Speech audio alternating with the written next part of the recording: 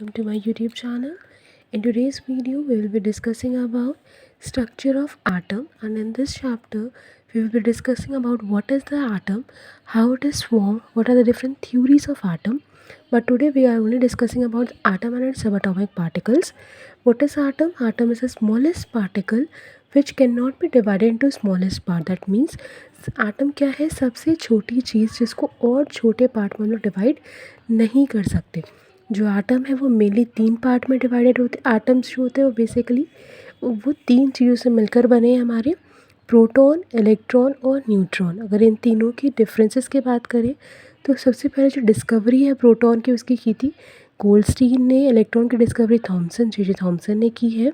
Neutron की discovery James शार्डविक ने की है. मास कितना है प्रोटॉन का? 1.67 इंटू 10⁻⁻27 kg. इलेक्ट्रॉन का मास है 9.1 10⁻⁻31 kg और न्यूट्रॉन का मास है 1.67 इन 10⁻⁻27 kg.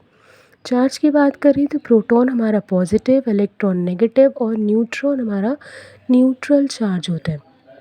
अब अगर चार्ज की वैल्यू की बात करेंगे तो वैल्यू कितनी है? 1.6 इंटू 10⁻⁻19 सी. सी क्या है? चार्ज की यूनिट, जिसको हम लोग बोलते हैं कूलम. प्रोटॉन और इलेक्ट्रॉन दोनों की वैल्यू सेम है, सिर्फ साइन का डिफरेंस होता है. ये पॉजिटिव और यहाँ पे हो जाएगा नेगेटिव.